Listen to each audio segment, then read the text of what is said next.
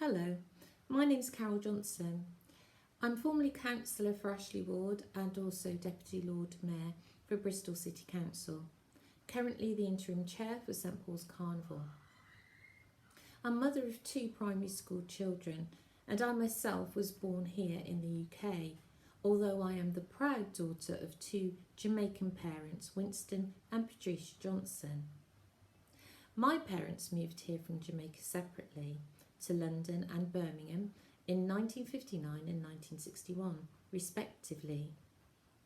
They were full of hope based on promises made to them by the then UK government for a better future.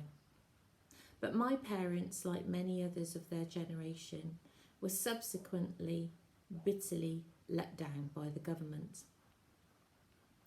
As a first generation mother of 2, I'm keenly aware of the inequalities that still exist today. My parents both had a vision for a better future. They were told that the streets were paved with gold. Coming here by invitation from the government to help to fill the vacancies which the UK could not fill. So unsuspectingly, they came gladly, willingly to help as requested. They could not have known what was to befall them, for no sooner had they taken up the invitation and arrived in the UK than the white residents were openly taunting and racially abusing them, and sometimes even worse than that. And with great hostility they were being told to go back to where they had come from. They were not welcome at all. The Windrush generation came here to build a better future, not just for themselves, but for their children, us too. My vision and passion is born out of this legacy. To readdress the current societal imbalances so that children and the next generations can inherit a world of increased and increasing love, tolerance, equity, and equal life chances. I clearly remember an occasion whereby a male family member was chased through the streets by a gang of white men, just narrowly escaping. I remember the tension and the fear of my mother and all the other females at our family gathering, as all the men, including my father, decided to go out to defend and to sort out the matter, feeling that their families were under severe racial threat and in real danger. There was no police support back then to call on, to rely on, just antagonism. Such matters had to be resolved by the family and usually by the men. I remember crying desperately as a young child, recognising that my father was in danger and seeing the look in his eyes as he made the decision to protect and to defend his family. The additional pain was that so often, although we were the victims of the attack and the endless racism, often the institutional structures and powers that be somehow would manage to place the blame on us too. I also remember the indignity of my mother, that my mother shared with me, of going shopping downtown one weekend and being followed by a group of white women for an extended period of time. My mum tried to escape them by grabbing something and going into a changing room, but they followed her there too. At her wit's end, my mum turned and confronted them.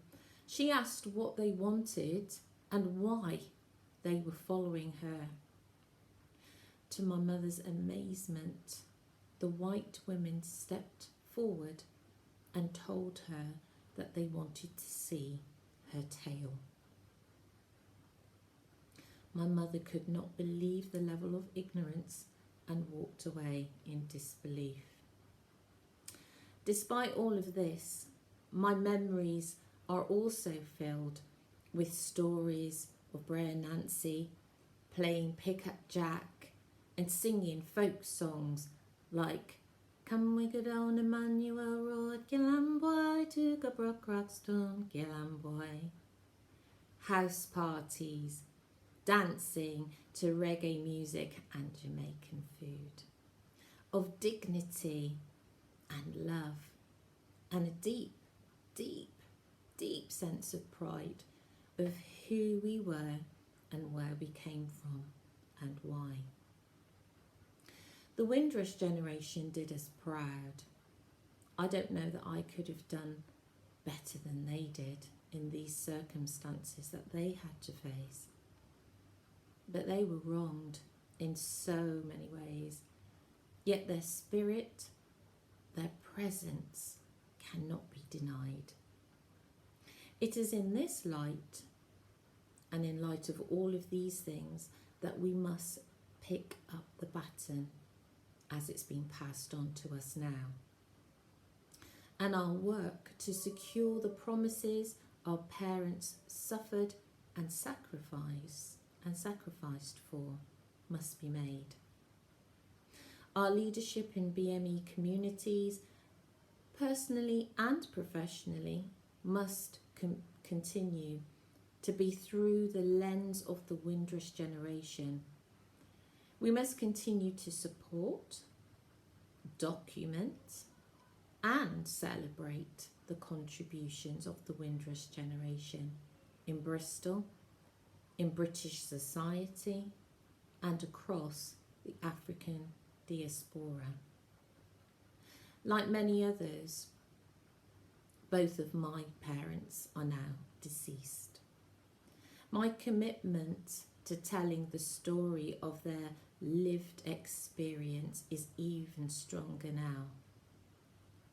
It is now a matter of legacy, and this is of incredible historical importance for all of us. They must be respectfully remembered and accurately recorded for future generations. I'm therefore so very honoured and glad to have been asked to be part of this human library, because the Windrush generation matters. Thank you.